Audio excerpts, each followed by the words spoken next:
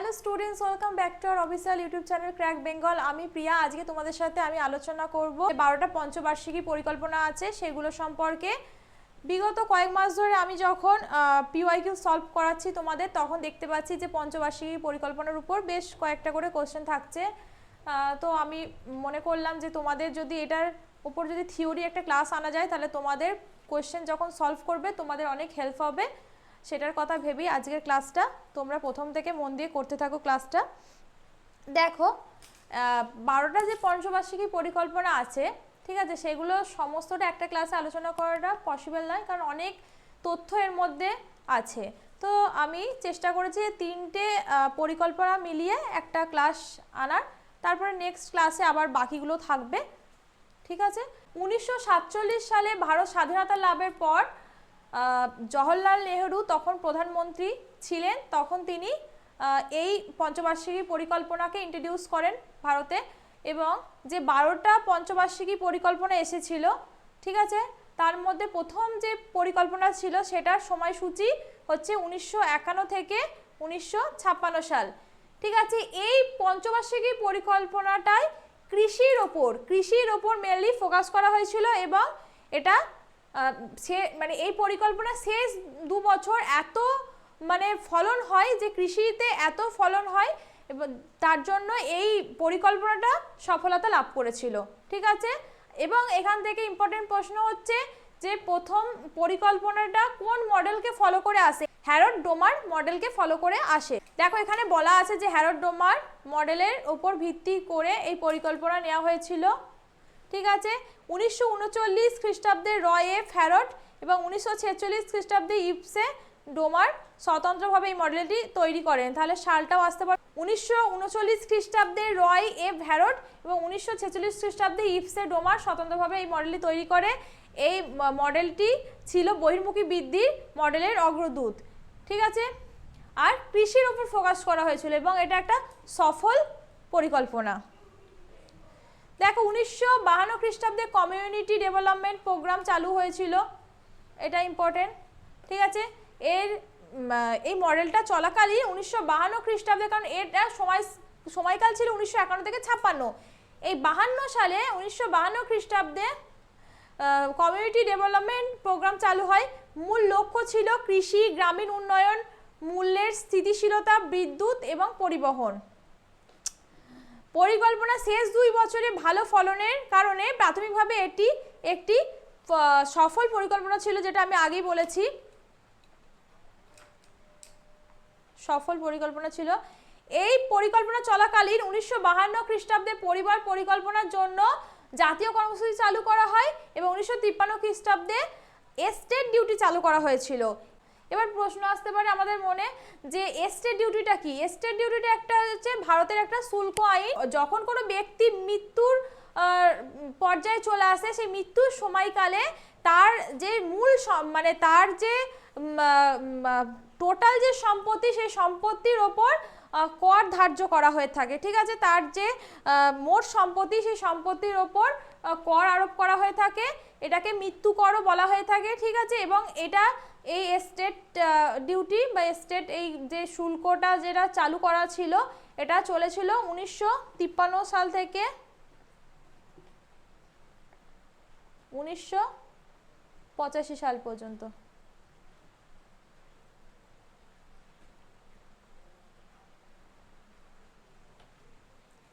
দ্বিতীয় পরিকল্পনার সময়কাল 1956 থেকে 1961, এগুলো তোমাদের মনে রাখতে হবে, মেমোরি বেসড কোশ্চেন এখান থেকে এসেই থাকে। বৃদ্ধির লক্ষ্যমাত্রা কত ছিল?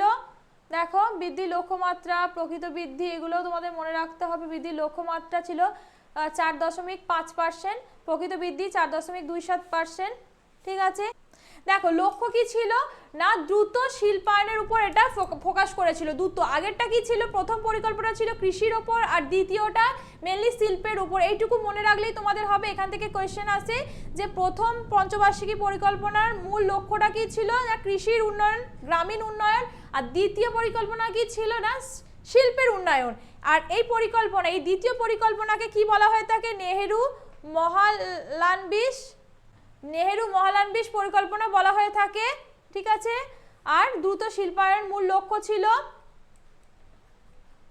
এই পরিকল্পনা ছিল বিদেশি ঋণের মাধ্যমে বিপুল আমদানির পক্ষে খুব শীঘ্রই কৃষি থেকে শিল্পে মৌলিক গুরুত্ব স্থানান্তরিত হয়েছে। প্রথম পরিকল্পনার সময় 13% পতনের বিপরীতে এই পরিকল্পনার সময় 30% মূল্য বৃদ্ধি পেয়েছে। তাহলে এই পরিকল্পনার সময় যে দাম বাজার দর কিন্তু বৃদ্ধি পায়। ঠিক আছে, এটাও মনে রাখতে হবে তোমাদের। এই পরিকল্পনা চলাকালীন 1956 খ্রিস্টাব্দে শিল্পনীতি গৃহীত হয়েছিল ব্রিটেন, রাশিয়া এবং জার্মানির সহযোগিতায়। যথাক্রমে দেখো কি কি স্টিল প্ল্যান্ট গড়ে ওঠে। ব্রিটেনের সহযোগিতায় গড়ে ওঠে দুর্গাপুর, রাশিয়ার সহযোগিতায় ভিলাই এবং জার্মানির সহযোগিতায় রাউরকেল্লা। ঠিক আছে, এই স্টিল প্ল্যান্টগুলো গঠিত হয়েছিল। এগুলো থেকে কোয়েশ্চেন এসে থাকে, তোমাদের মনে রাখতে হবে, অবশ্যই মনে রাখতে হবে। ঠিক আছে, ব্রিটেনের সহযোগিতায় গড়ে ওঠে দুর্গাপুর, বা এইভাবে কোয়েশ্চেন আসতে পারে যে দুর্গাপুর যে স্টিল প্ল্যান্টটা আছে কার সহযোগিতায় গড়ে ওঠে, না ব্রিটেনের। ভিলাই যেই স্টিল প্ল্যান্ট সেটা রাশিয়ার, এবং রাউরকেল্লা জার্মানির সহযোগিতায় গড়ে ওঠে। ঠিক আছে, তৃতীয় পরিকল্পনা এর সময়কালটা দেখে না, 1961 থেকে 1956 সাল পর্যন্ত। বৃদ্ধির লক্ষ্যমাত্রা কি ছিল, না 5.6% প্রকৃত বৃদ্ধি, 2.84%। এই পর্বে ভারতীয় অর্থনীতি যথাযথ বৃদ্ধির স্তরে উন্নীত হয়েছে। আর এই প্রথম দুটো পরিকল্পনা কি পেয়েছি, যে প্রথম পরিকল্পনা কৃষির ওপর, সেকেন্ড যেটা এসেছিল সেটা হচ্ছে শিল্পের ওপর, আর তৃতীয় পরিকল্পনা ফোকাস করেছিল ভারী শিল্পের ওপর। ঠিক আছে, এই পর্বে ভারতীয় অর্থনীতি যথাযথ বৃদ্ধির স্তরে উন্নীত হয়েছে। অতএব এই পরিকল্পনার মূল লক্ষ্য ছিল ভারতকে একটি স্বনির্ভর এবং স্ব উৎপাদনকারী অর্থনীতিতে পরিণত করা, বৃহৎ ভারী শিল্পায়ন এবং খাদ্যশস্য উৎপাদন। ঠিক আছে, এটা লক্ষ্য ছিল, মনে রাখতে হবে তোমাদের। বৃহৎ ভারী শিল্পায়ন এবং খাদ্যশস্য উৎপাদন কোন পরিকল্পনার অংশ, না তৃতীয়। উভয় দিকেই মনোযোগ দেওয়া হয়েছিল।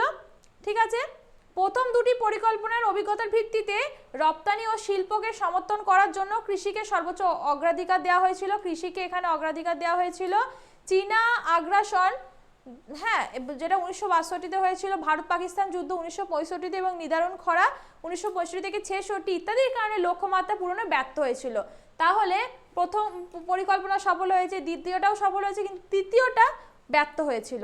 ঠিক আছে, কি কারণে, না পাকিস্তান ভারতের মধ্যে যুদ্ধ, চীনা আগ্রাসন এবং নিদারুণ খরা হয়েছিল, সেই খরার জন্য এই পরিকল্পনা ব্যর্থ হয়েছিল।